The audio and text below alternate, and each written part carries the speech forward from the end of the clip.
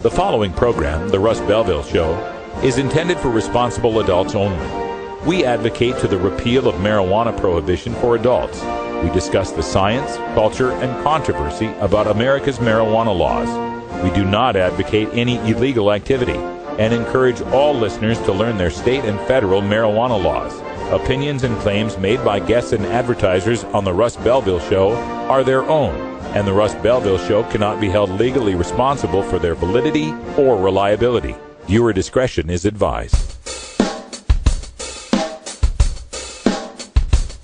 You take a seed, you plant it, you grow it, you dry it, you roll it, you smoke it.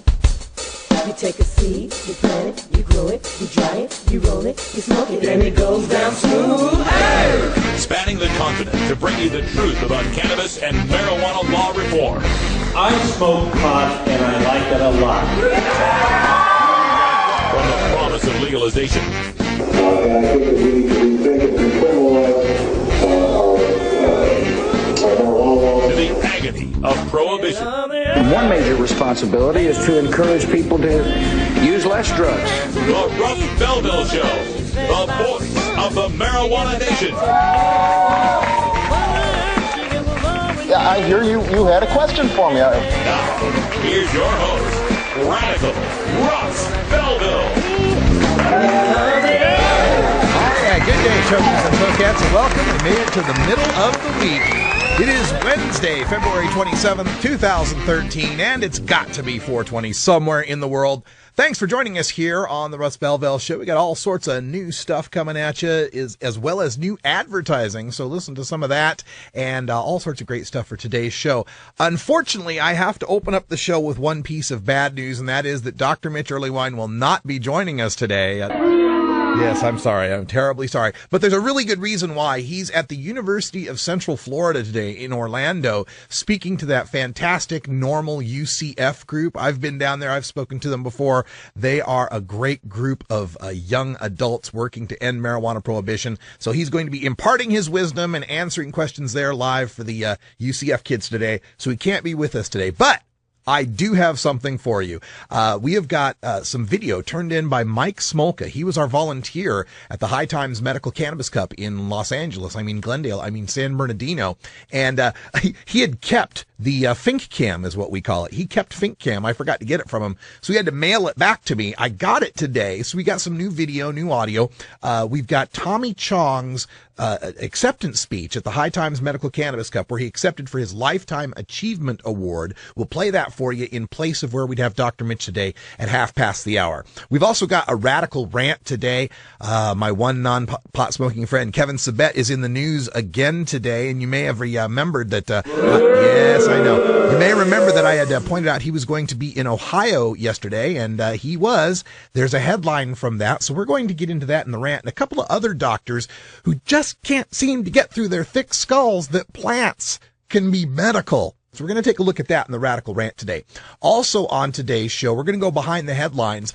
There's some terrible news coming out of Colorado where a 5 nanogram per se DUID bill has made it out of a House committee. We're going to take a look at the politics behind per se DUID and what, if any, options we have to try to defeat this wave of DUID bills that are coming out. Also, we got our 420 radio news headlines coming up, and today is Irie Wednesday for our daily Toker tunes. Brian the Red is going to bring you some music from Culchafari, some Jaw Soldiers, coming up at 20 past the hour. Also, we have got our Toker Talk Radio coming up in hour 2, taking your calls at 971-533-7111. Thanks for joining us. It's the Russ Belville Show.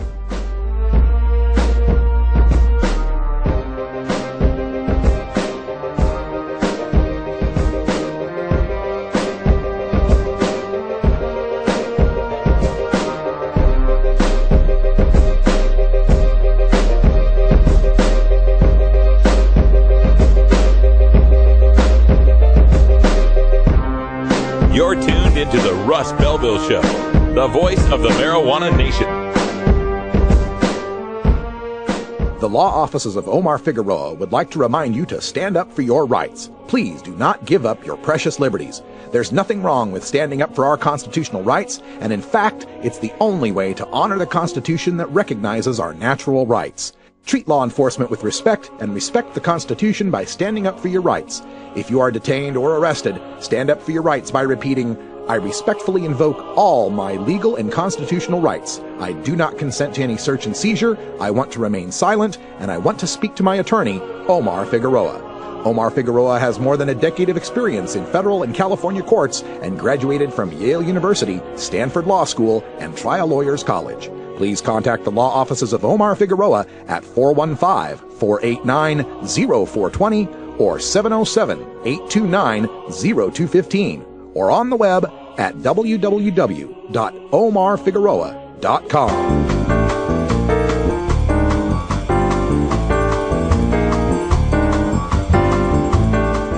Now it's time for your 420 Radio News for Wednesday, February 27th, 2013. I'm Russ Belville.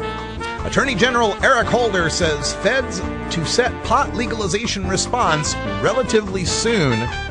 This from Politico.com.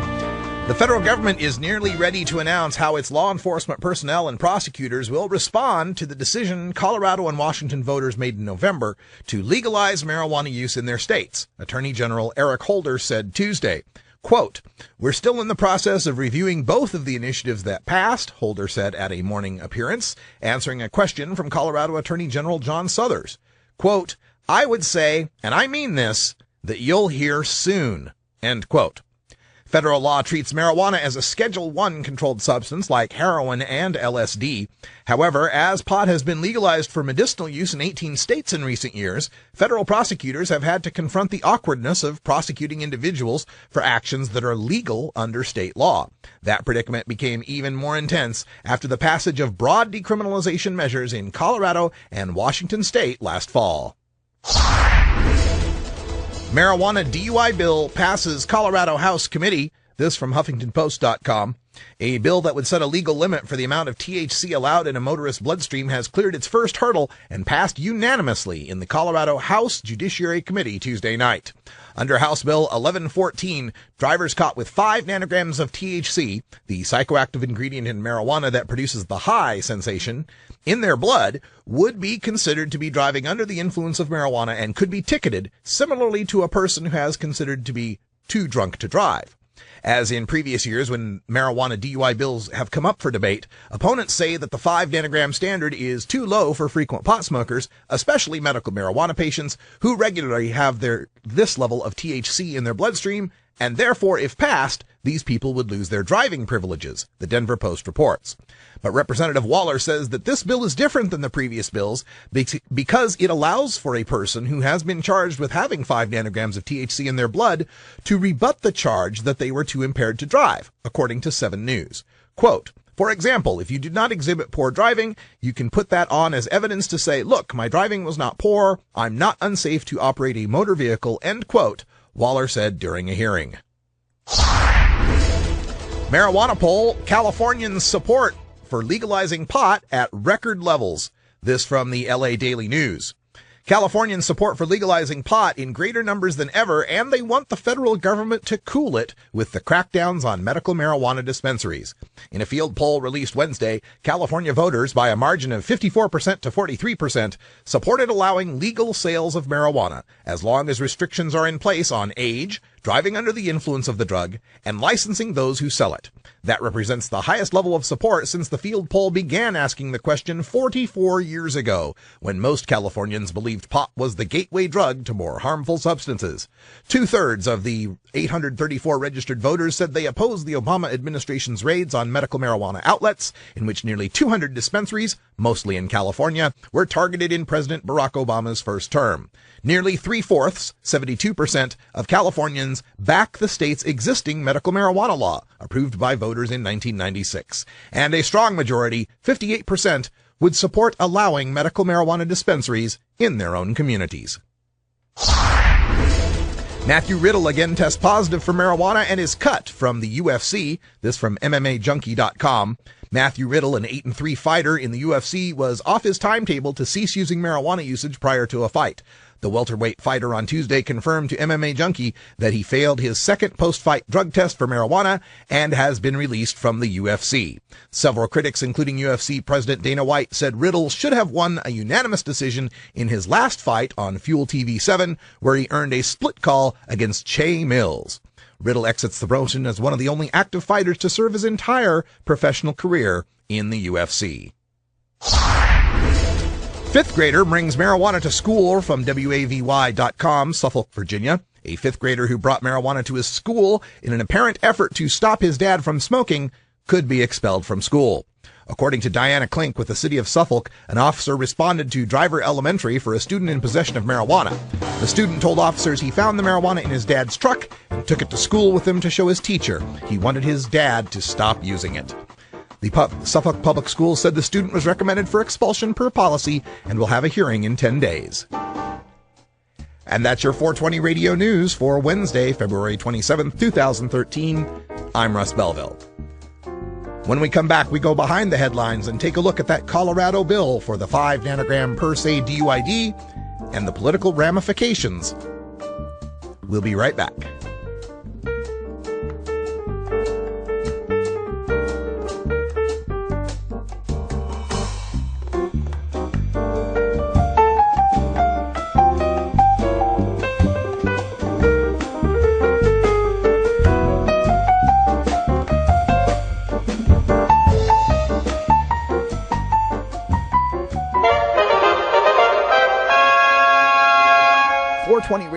.org is listener-supported cannabis community radio, and while we value every $4.20 donation that comes in monthly from our members, we take this moment to offer an extra special thanks to our most generous donors who have provided over $1,000 worth of support to 420radio.org. For their privacy's sake, we'll identify these knights and dames of the smoky table as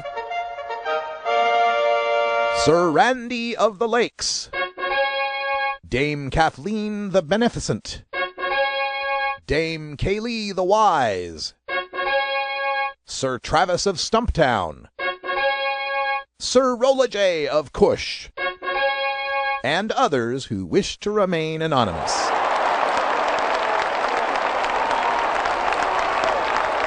Thank you, lords and ladies, for your most generous patronage. Jive, marry, grifo, grass, hay. Technically, it's cannabis sativa, the common name, marijuana. She has found a crutch to see her through her difficulties instead of facing up to them and coping with them. And in time, she may be ready to try something different, something better.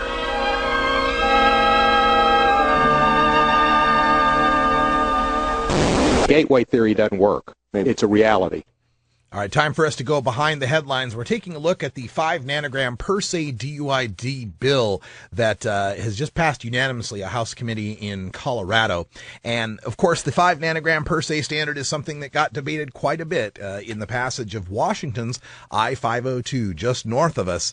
And this is a very, very difficult issue. As we look at the science, we find that there's just no reliable way to detect whether someone's too impaired to drive based on one fixed number. It's just not going to work. There's a recent Como News, or was it Cairo? One of the news channels up in Washington State. Now, it wasn't a scientific test by any means, but they had 3 different pot smokers, a frequent pot smoker, an occasional pot smoker, and a rare pot smoker, I guess, infrequent, we could say. All taking these tests, the frequent pot smoker showing up at 3 times that 5 nanogram legal limit. She was at 16 nanograms per milliliter. Drove the driving test just fine. The instructor on scene, the cop on scene, all agreed there was nothing wrong with her driving. There would be no reason whatsoever to pull her over. But if she had been pulled over, if she'd had a broken tail light, if she had a headlight out on, or the license plate illumination light out and gotten pulled over, who knows how that stop could have ended up, and she might have been charged for being impaired when her impairment was nothing. We also look at the various studies, and what a lot of the debate on this, I think, hinges on is the fact that we're trying to determine whether or not someone's impaired behind the wheel based on their body chemistry. And I've been a long time advocate of the idea that the politics behind this are different than the science behind this. The science behind this, as we all know, is completely, well, not completely, but there's a lot of junk to it, right? We've shown that people can have very high tolerances. They can operate a vehicle just fine after the use of marijuana, and especially if they have frequent use of marijuana, if they're a patient or a frequent recreational user, they develop that tolerance. We also see on a bottle of Marinol, the Schedule 3 synthetic THC, a warning that says, until you know how this drug may affect you, do not drive or operate heavy machinery, which implies that once you do know how it does affect you, once you're able to handle your your Marinol high, then you're just fine to drive. It's up to your judgment. So trying to set some sort of number in a scientific manner to determine whether someone is impaired is completely ridiculous. There's just no basis for it. However, I believe the politics behind this have nothing to do with the science behind this. The politics behind this are that people want to ensure that others aren't being irresponsible about their drug use. This is partially why we got the BAC standard for alcohol, is we wanted to make sure that if someone was just out recently pounding a bunch of beers, that we would be able to do something about that, to detect them, to stop them, to punish them for being irresponsible about their use. And while blood alcohol is a different situation scientifically, in that the alcohol content of your blood is a pretty reliable indicator of your impairment, I still think the politics behind that had less to do with the impairment and more to do with the responsibility issue. I think really that's what our opponents, and I shouldn't say opponents, that's what I think the general public is looking for. They're looking for something that says we as the cannabis community are also interested in and concerned about making sure people are being responsible about their marijuana use. That people who are going out to drive aren't getting super baked before they do it and becoming a threat behind the wheel, or even worse, smoking while they're driving and being a threat behind the wheel. So I ask the cannabis community to consider that, politically speaking, we may be past the point where it's possible to fight outright a per se DUID. Just as there's an inevitable tide of legalization that is washing over this country, there may also be an inevitable tide that comes with it, an undertow, if you will, of the per se DUID idea. So perhaps we ought to use some jujitsu on this. Perhaps we ought to use the force of that undertow to our benefit. And that is to start arguing for not an impairment standard, but for a recent use standard. When a person uses cannabis, after inhaling cannabis, there is a spike in that nanograms per milliliter. It spikes up into near 100. And that fades within about 5 minutes. If we were to be arguing for a higher per se nanogram limit, say something in the 30 range or the 50 range, something where we could argue, look, we're all concerned about catching people who've just recently smoked, but this 5 nanogram you're setting is catching people who were asleep for 12 hours who smoked the day before. So it's not serving anyone's purposes. Let's argue for something higher that might be more indicative of someone who recently smoked. Now, that alone would not be enough. But I think if we included with it this rebuttable presumption that someone above this 35 or above this 50 limit or whatever it is presumed to be impaired, however, can provide a defense in court, if they can show in court that they weren't impaired, be able to rebut that, perhaps we've got a winning political argument. Perhaps we've got a way that we can be seen to be compromising without really compromising too much in the effect of protecting those of us who are actually behaving responsibly about this. It's something to consider. And also, I've also mentioned the old smoldering joint rule, like an open container rule, right? No roaches in the ashtray, no used paraphernalia within the driver's section, no accessible marijuana, keep it all in the trunk, keep it locked up, whatever. If we show the community that we are willing to be responsible about this and that we're looking for creative out of the box ways to ensure everybody's safety and responsibility in this new post-legalization era, I think we could go a long way. But I think if we continue to fight absolutely no per se DYD, we'll be seen to be obstructionist and we'll be seen to be selfish and reckless in our pursuit of legalization. I don't have all the answers, but it is something to consider and try to separate the science from the politics of this, because I really do believe that's two separate issues.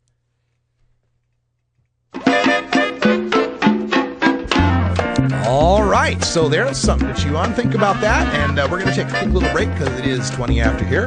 Brian the Red hanging out, getting ready for Red Eyes Reggae Flashback later tonight. We'll have some Jaw Soldiers coming up after this. Oh, have you ever met that funny reefer man? A reefer man. Have you ever met that funny reefer man? A reefer man. If he said he swam to China, he would sell you South Carolina. Then you know you're talking to that reefer man. Yeah, I watch MTV all the time. They have the Rock Against Drug commercials, that whole campaign. These guys have, like, slid into fucking school buses and killed 20 children, Rather than a facial license, they made a public service announcement. Yeah, no shit. Yeah. I love these guys that is like, hello, listen, don't get caught with drugs or you'll have to do a commercial just like this one. I think I found the message. The message is don't get caught. Rock Against Drugs. What a fucking name. Somebody was high when they came up with this title. It's like Christians Against Christ.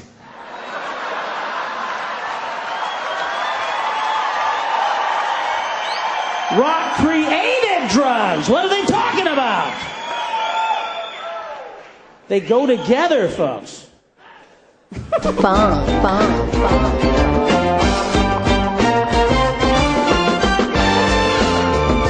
What's happening, cool cats? This is Big Daddy, and I want you to cruise on over to the Funky Roller Rink. We'll be grooving all night long. I like it. Doors open at 11 Eastern, 8 Pacific, every Thursday night. Funky, delicious.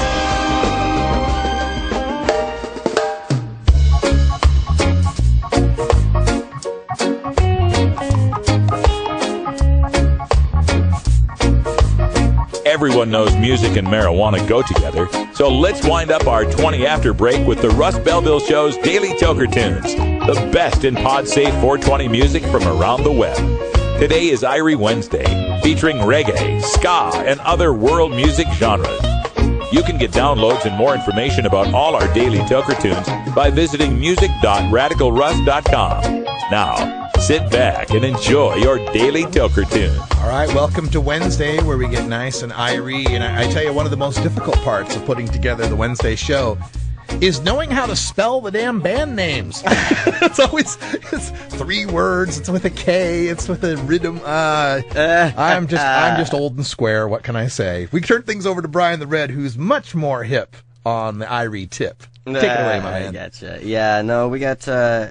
The Irie tune for this week is, of course, once again, the title track for last week's Red Eyes Reggae Flashback. And we got a new Reggae Flashback coming up tonight at 8 p.m. Pacific. It'll be our 20th show. Ooh, so, yeah. Wow. Yeah, good stuff. So, still picking out a couple of tracks for the show, and we'll have some good stuff.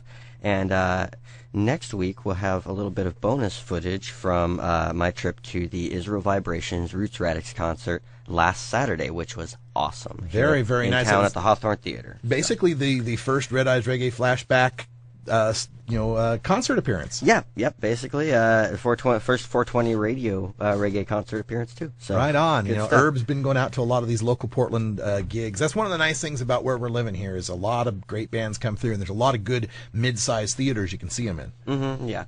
Yeah, unfortunately, most of them sell alcohol, which kind of puts a bummer on the reggae tip. But whatever, we'll keep it irie here. This is Culture Fari with Just Soldier.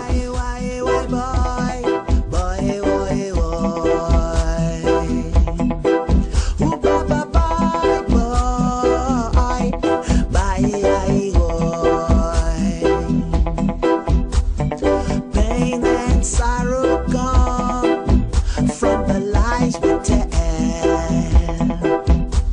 sadness and misery from the things we say.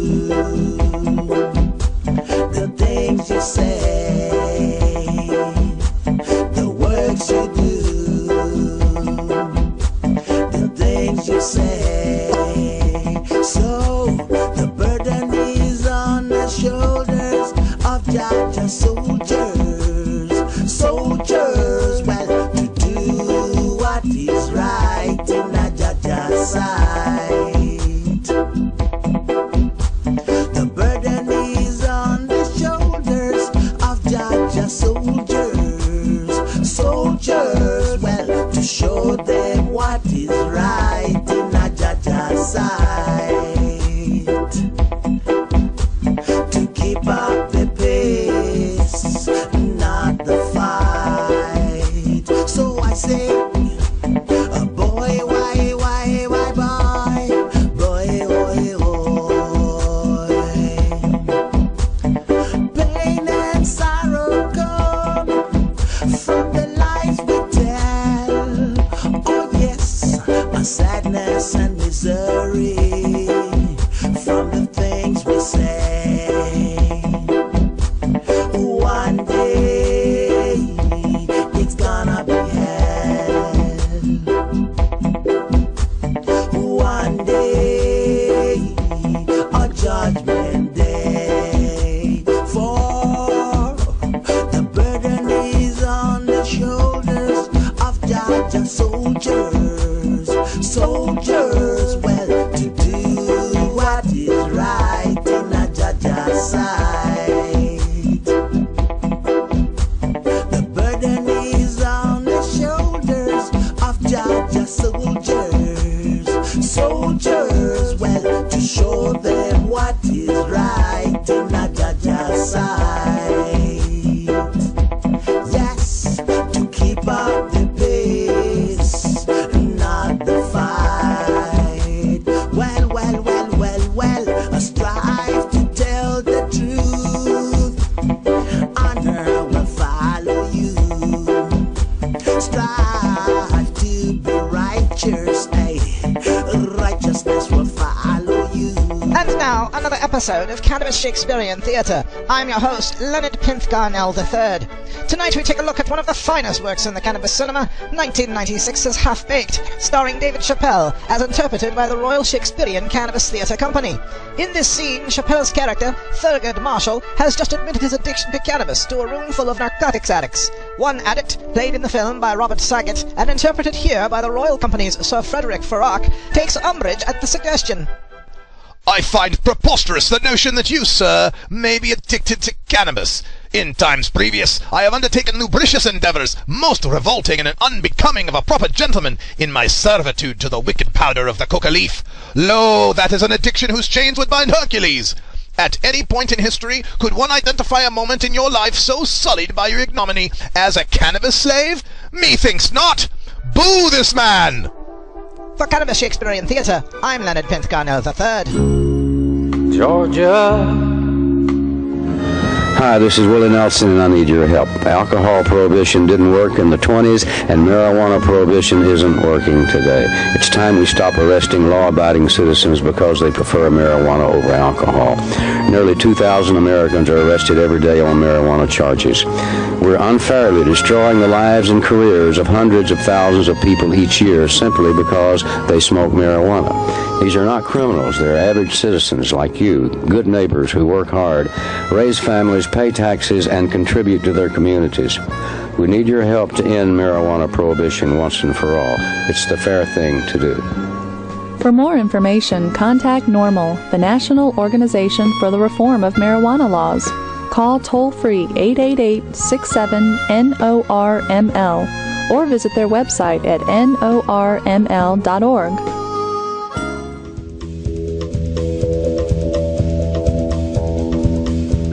Michael Phelps, Olympic superstar, 14 gold medals, world record holder.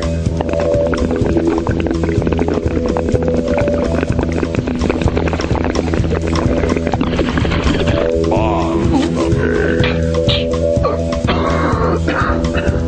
So much for that amotivational syndrome.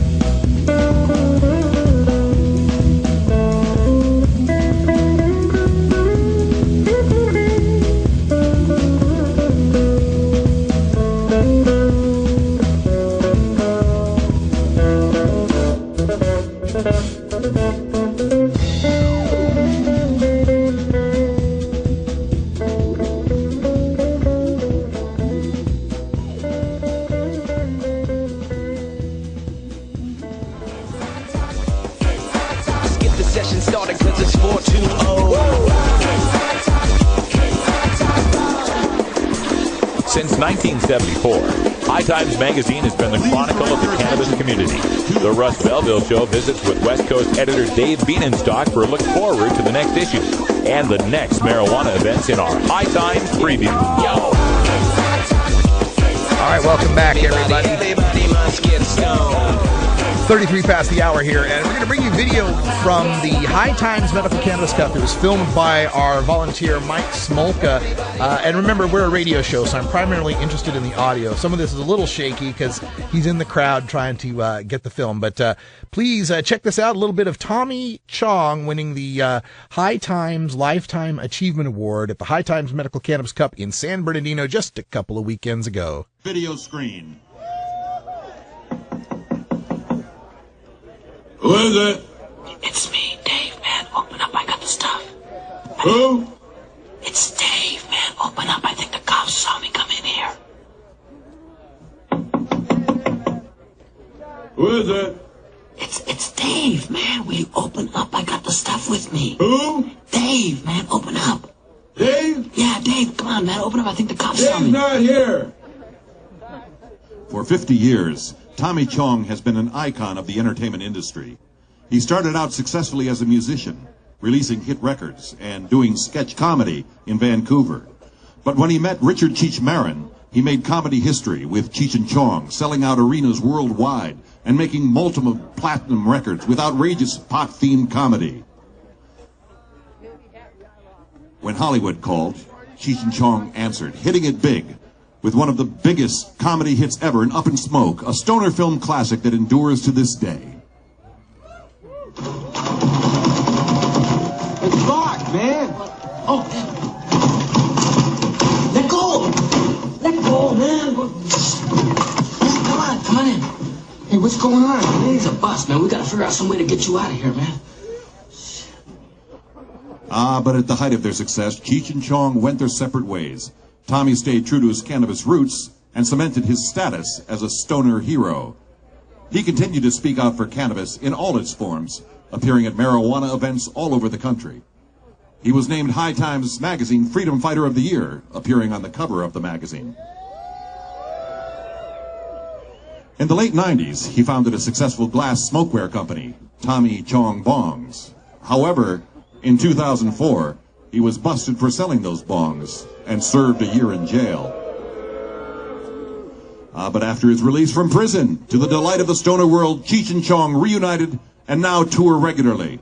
Their act remains as fresh and as funny as it did for 4 decades, and the comedy of Cheech and Chong has been introduced to a brand new audience. Today, Tommy Chong is fighting cancer, but he uses cannabis as part of his treatment, and he relies upon his deep sense of spirituality to see him through. Tommy Chong remains our leader and our legend.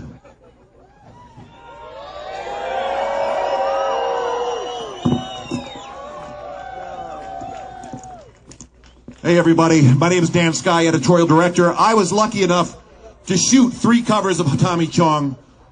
He has been on the cover 8 times for High Times Magazine, and he is an inspiration. Next to Jack Harrer, there is nobody like Tommy Chong, and here he is. You win the Lifetime Achievement Award. Let me get the award for you. Take over. First of all, I want to thank High Times for this wonderful event that we're having. This is a lot of fun, isn't it? Yeah, it's just like a circus. And we're the performers. That weed is so good here. Woo. Yeah, and I did take cannabis for my cancer, and I got a report that it doesn't really cure it, but it gets the cancer cells so stoned that they forget why they're there. And eventually they just fuck off, so it's cool, man. Yeah. Who would have believed, man, that you get cancer and a plant like pot can just wipe it out? Whew. And the government still thinks it has no medical value whatsoever. It's weird, man. All Obama has to do is reschedule, and we're done. But until he does, we're all going to be outlaws for a while, I guess, huh? Yeah, I had to quit smoking pot, and I think that's why I got cancer. Seriously. When I went to jail, I had to quit for like 3 years, pre-probation, jail time, and then post-jail probation. And I did it 3 years without smoking at all. And, people ask me, how did you do it? I said, well, I had no choice, And that was the greatest thing about pot, that you don't really have to smoke it. It's so kind to you that if you don't want to smoke it, it'll say, okay, I'll be here when you get ready. And so quitting didn't hurt me at all. It was enjoyable, because it was fun being straight after all those years. It was like another high. But being straight, man, it's a high. Because you understand what other people are trying to tell you. See, when you're stoned, you don't give a shit. You know what you're thinking, and that's all that counts. Yeah. This weed, man, is going to save the world. It is. They've done studies, man, and one thing about pot, no violence. No violence, man. Makes you peaceful. And they've done studies, man. They found out, that pot really is the answer to gun control. Really. Get those fuckers high, man. Then they forget who they're pissed off at. Life's so simple when you're high, man. Everything makes sense.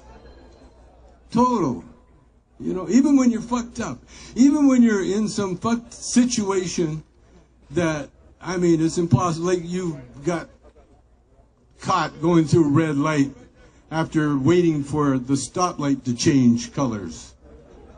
And all of a sudden, the cops are there. And you're in the middle of the intersection and you're fucked up. And the only thing you can do when the cops come over is laugh. Because it's so fucking funny what you just did.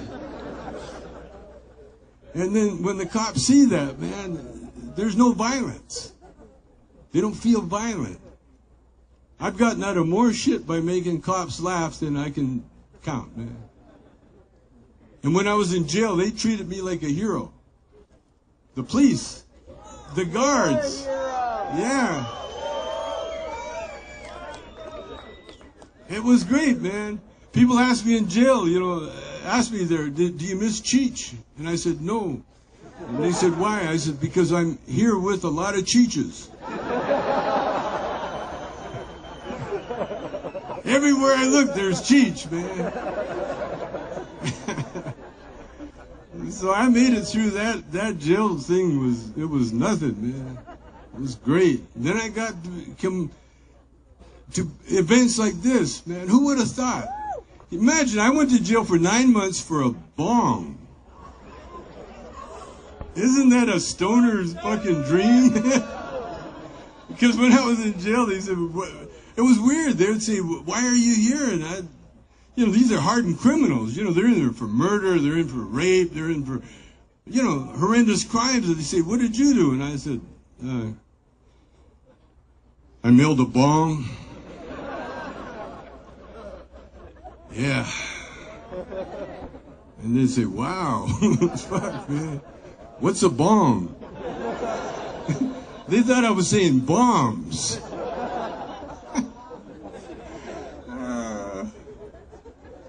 And I never got high once in jail. I got offered a lot, but then they drug tested me a half hour later. Yeah, they were trying to bust me for smoking pot in jail so they could have a headline, Tommy Chong caught smoking pot in jail. But I had a buddy there that saved my ass, and in fact, he was from San Bernardino. He was an old biker named Steve. He was my dog when I was in jail. And every time anybody offered me a joint, old Steve would tell me, hey, get the fuck out of here. Leave him alone. And then they would drug test me because they were trying to catch me. And then if they caught me, they would put me in, I would get more time in jail. So the pot is so beautiful, man, because you don't have to smoke it. You only smoke it because you want to smoke it. Isn't that beautiful? Isn't that something to be hooked on? To be addicted to? Something kind and sweet, man. Gift from God. Yes. The burning bush. Yes. That's what God gave Moses. God appeared to Moses in the form of a burning bush. Yes, I. Personally, and he saw Moses standing there, and he said, Mo, come here, boy. He said, this bud's for Jews. And that God dope stayed lit for 40 years, man. And Moses wandered the desert for 40 years, and the people followed him. And they cried out, Moses, Moses, give us a hit, motherfucker. Come on, shotgun, shotgun. 40 years they wandered the desert. What were they looking for? The land of milk and honey. The fuckers had the munchies.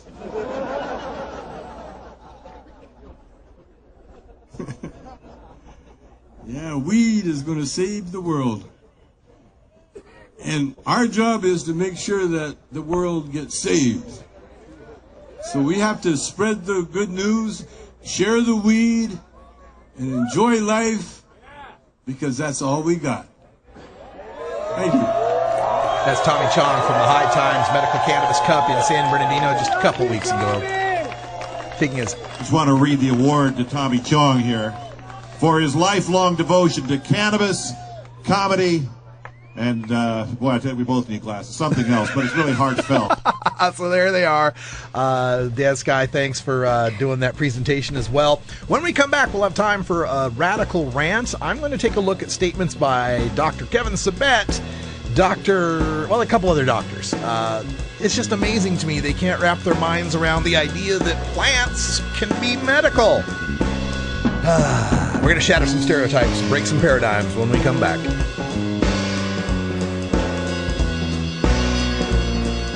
We'll be right back after these messages from our 420 friendly sponsors. Support these advertisers because their ad money goes straight to the Russ Belville Show. You're tuned into the Russ Belville Show, the voice of the marijuana nation.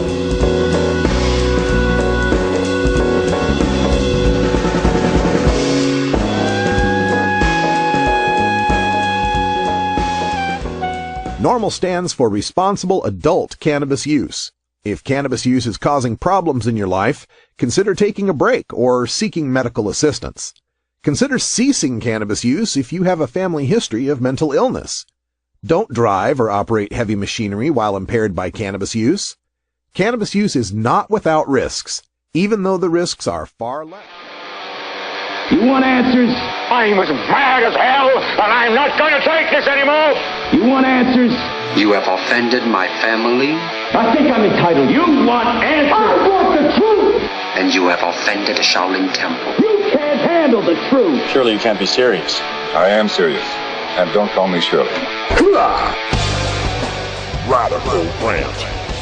For today's Radical Rant, I wanted to take a look at the performance of Kevin Sabet at the Ohio State House yesterday. I had mentioned this on a previous week's newscast that he would be there, and I believe somebody from our audience may have even gotten some audio or video of it. We will check back on that.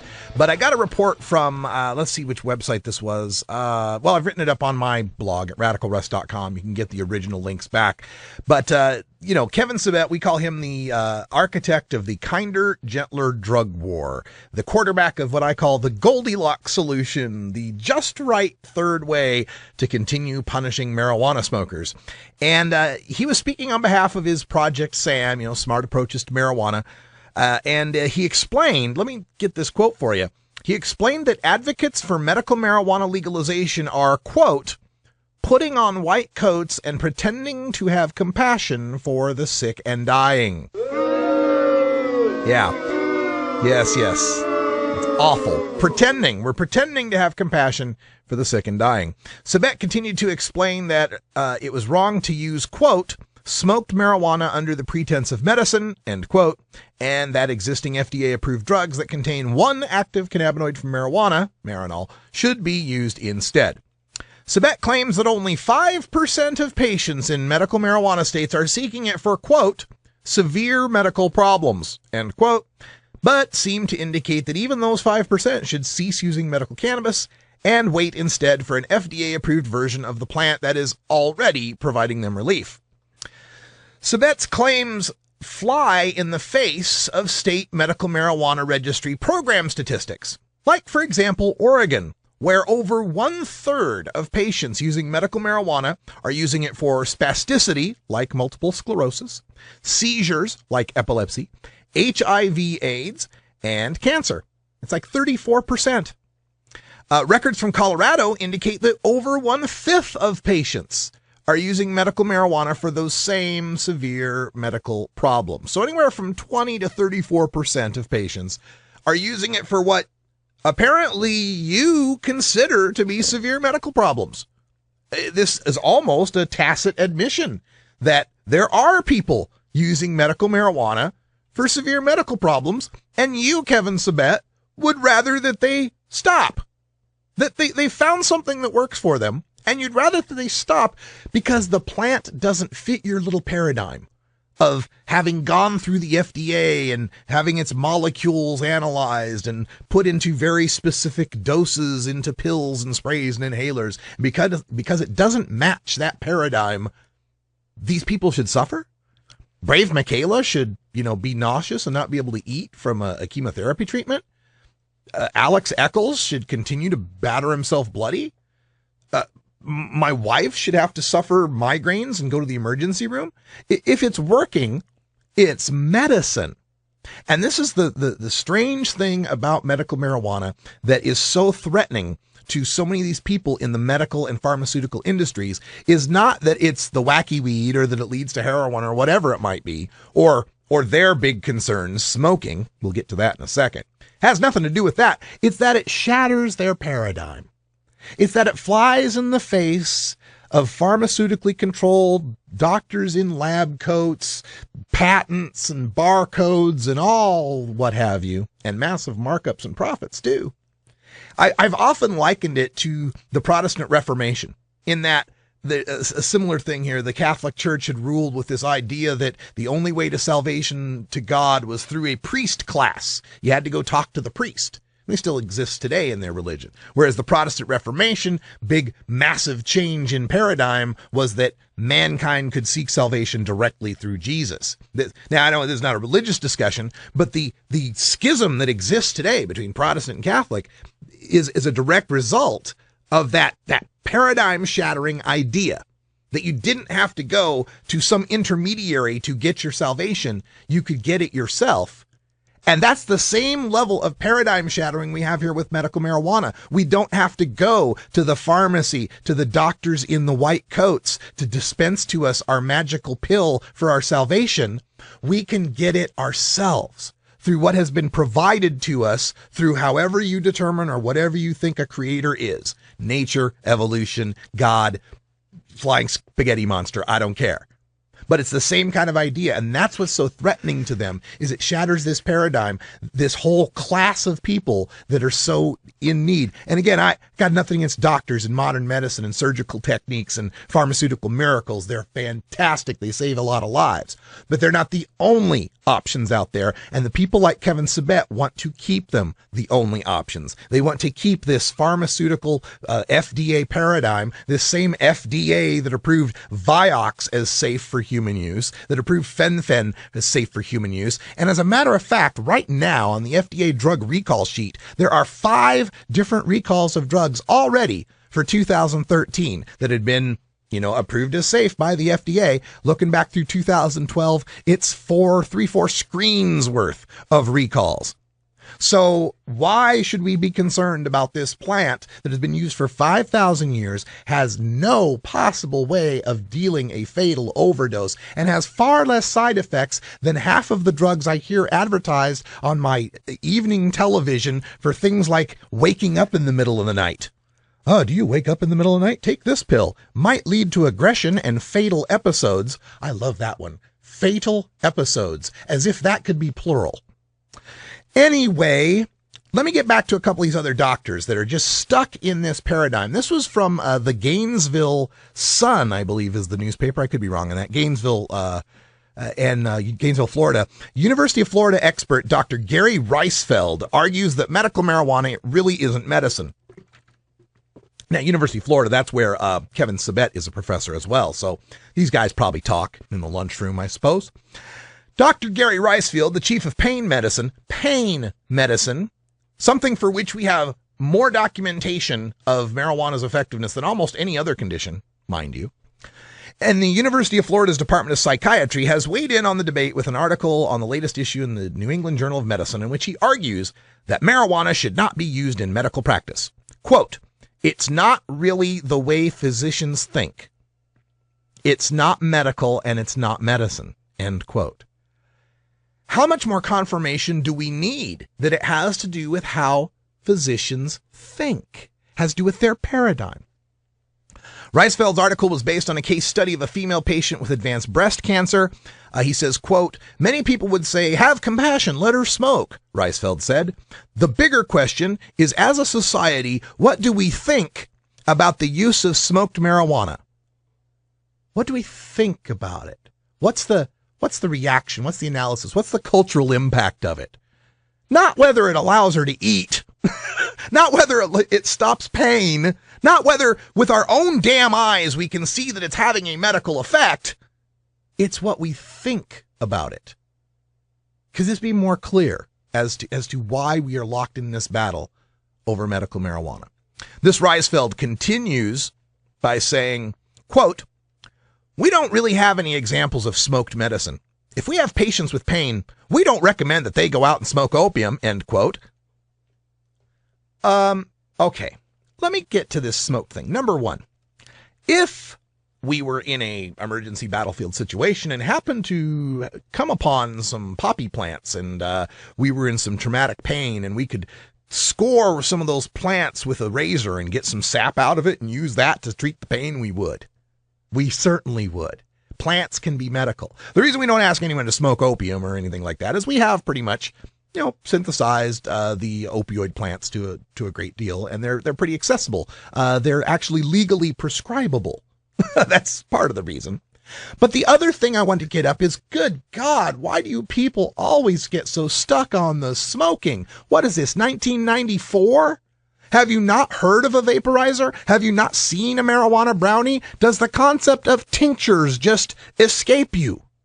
There are so many preparations now and so much advanced technology now being created. My wife now has this cute little cloud vape pen that uses concentrated cannabis oils in a little handheld rechargeable vaporizer. No smoke at all. Vapor. And as far as medicines being smoked, well, no, we don't burn a lot of medicines, but we inhale a lot of medicines. Ask any asthmatic with one of those, albuterol inhalers, right? We have all sorts of inhaled medicines out there. Inhaling medicines for these asthmatics, one of the reasons why they use it is because of its self-titrating ability and instant activity. They don't have to, die while they're choking and can't breathe. They can get an actual instant relief from it, same as we get from even smoked marijuana.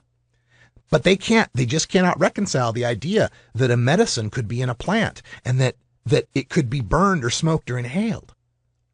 And finally, let me conclude with a Dr. Spencer, who I ended up doing some time tweeting back and forth with, little Twitter war that I get into from time to time. You can follow me on Radical Russ, at Radical Russ, if you're into those kind of things. But this Dr. Spencer, is an acolyte here of Kevin Sabet, following Kevin Sabet quite a bit. And she just had to say, let me see if I can find the original quote here. Here it is.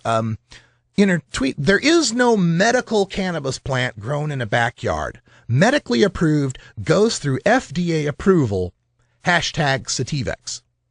Hey, I'm all for, develop Sativex, great. Go ahead. More options, the better. But why can't there be a medical plant? Why can't a plant have a medical benefit? Medical isn't that it went to school and graduated from pharmaceutical college. Medical is that it has an effect that heals us. That is medical. If I go out into the woods and I've got myself a terrible sunburn and I happen upon an aloe vera plant and I break a frond off and squeeze some of that juice and rub it on my sunburn and I feel better and the sunburn feels better and it alleviates the pain, is that not medical? If there's so many plants out there that can be used for medical benefit. The Chinese knew it. The Native Americans use it. Every culture has had medicinal plants. This idea of pharmaceuticalized, cut and dried, precise dose medicine is a relatively new invention in human history. And I'm, again, not decrying the use of modern medicine, but these two things can coexist. And, if anything, marijuana should be the medicine of first resort, given its low side effects and given so many things that it helps to treat. That's all the time we got for Hour 1. Join us on Hour 2, Toker Talk Radio. We'll take your calls at 971-533-7111. We'll have more video from High Times Medical Cannabis Cup and maybe some surprises. For Brian the Red, I'm Radical Russ. Thanks for joining us. Until next time, take care of each other, Tokers.